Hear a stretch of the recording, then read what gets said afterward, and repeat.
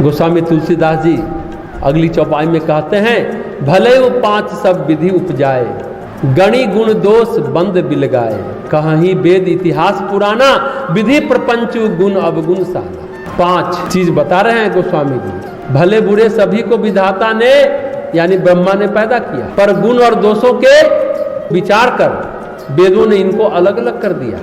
वेद इतिहास और पुराण कहते हैं कि ब्रह्मा की यह सृष्टि गुण अवगुण से सनी हुई है। बड़ा अच्छी चौपाई है, इस पर ध्यान देंगे। यहाँ पर संसार में हर व्यक्ति के अंदर, हर पदार्थ के अंदर गुण और दोष है। मैटर है तो एंटी मैटर है, वैज्ञानिक भी यह बात कहते हैं। हर चीज का विरोधी तत्व मौजूद है इस सृष्टि में। ये प्रकृति के संतुलन का सिद्धांत है। आपको कब, कहाँ और कितनी जरूरत है, ये आपको समझना है। वेद, गोस्वामी जी कहते हैं वेद ने अलग अलग कर दिया है। वेद यानी विद धातु से बना है। विद मतलब जानना, ज्ञान। मनुष्य की, जीव की जो संपदा है उसके क्रियाकलाप के अनुसार उसका विकास होता है। बायोलॉजी को अगर आप देखें तो मिलता है जीवन की सबसे छोटी इकाई। अगर मनुष्य की, जीवन की, जीव की बायोलॉजी को देखें पूरे प्राणियों मात्र में, तो सबसे छोटी इकाई कौन है? कोइजरबेट का नाम सुने हैं? कोइजरबेट। फिर आता है वायरस। ये वायरस जो है दूसरे नंबर पर है कोविड-19। बहुत सारे वायरस हैं। तीसरे नंबर पर फिर आता है अमीबा। फिर अमीबा प्रोटियस से लेकर यूनी सेलुलर एनिमल से मल्टी सेलुलर एनिमल, फिर वो बढ़ता जाता है। अगर देखा जाए कोइजरबेट से लेकर ह्यूमन बीइंग तक क्या विकास हुआ, जीव का क्या विकास हुआ, इंसान का क्या विकास हुआ, तो आप कहेंगे जीव का बॉडी डेवलपमेंट के साथ नर्वस सिस्टम डेवलप हुआ, यानी कि उसके ज्ञान के उपकरण प्रकृति ने विकसित किए हैं। और सार्त्र का नाम सुनेंगे जो दार्शनिक भी है और साथ साथ वैज्ञानिक भी है, अस्तित्व के सिद्धांत की बात करते हैं। और सभी लोग ये कहते हैं, उनके साथ साथ वो भी वही बात कहते हैं, अगर मनुष्य के बाद विकास हुआ तो क्या होगा? मनुष्य का विकास हुआ, इसके बाद फिर क्या होगा? क्या देह विकसित होगा कि चेतना विकसित होगी? जानते हैं सभी एक मत है, एक सुर से एक ही बात कहते हैं कि चेतना विकसित होगी। मनुष्य को ज्यादा ज्ञान बोध होगा। हम देखते हैं कि व्यक्ति साधना करता है मैन टू मैन, लेकिन भैरी करता है। डिफरेंस आप देखेंगे, मैन टू मैन भैरी करता है। किसी की साधना तुरंत फलित होती है।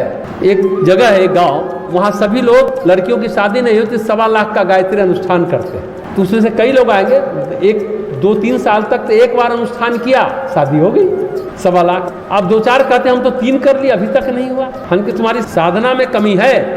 तो मैन टू मैन वेरी करता है, ज्ञान का डिफरेंस है। अब देखिए, ब्राह्मण, क्षत्रिय, वैश्य, शूद्र का प्रकार क्या इसलिए बना? इसमें क्या विकसित है? ये जो क्लासिफिकेशन है, डिवीजन है, किस बात के लिए है? ये साइकोलॉजिकल क्लासिफिकेशन है। ब्राह्मण, क्षत्रिय, वैश्य और शूद्र।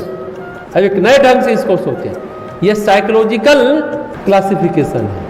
अगर शूद्र पहले पायदान पर रखा और ब्राह्मण को शिखर पर रखा, शीर्ष पर रखा, इसलिए नहीं कि कुल या जाति के आधार पर रखा, कुल या जाति के आधार पर नहीं रखा, उसकी ज्ञान क्षमता के आधार पर रखा। शूद्र मनुष्य में न्यूनतम ज्ञान है। उसी तरह एक होता है ज्ञान विहीन आचरण करता है एक व्यक्ति, उसे क्या कहते हैं जानते हैं? व्रात्य। वो चारों वर्णों में से कोई नहीं है। यानी शूद्र भी भारतीय संस्कृति में होना, शूद्र होना गौरव की बात है।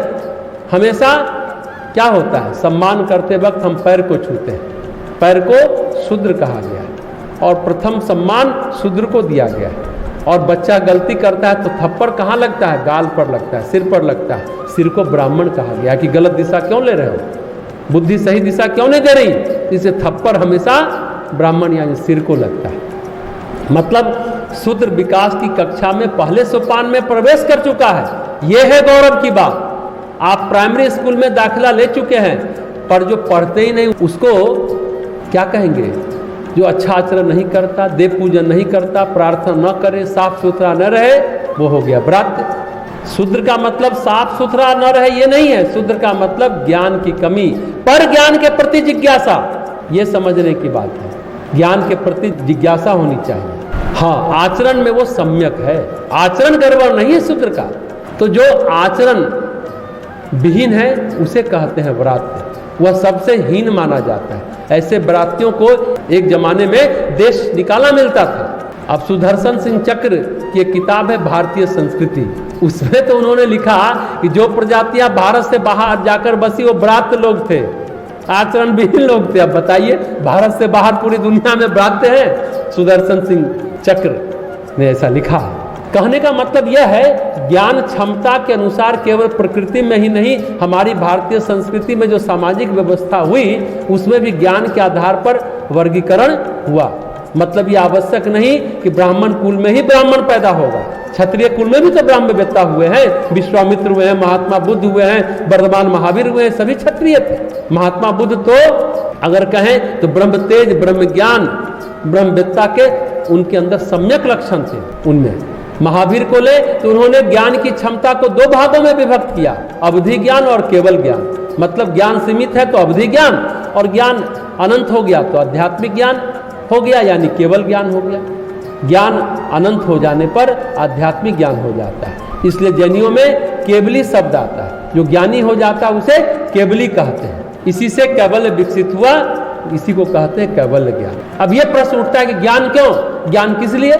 इसलिए कि प्रत्येक जीव अपने लिए उचित अनुचित का भेद कर सके, जो उसका जीवन है, उसकी परिस्थिति है, उसके अनुसार ये जान सके कि क्या उचित है क्या अनुचित है। तुलसीदास यही कहते हैं, हित अनहित पशु पक्षी जाना, मानुष तन गुण ज्ञान विधाना। हित अनहित तो पशु पक्षी भी जानते हैं।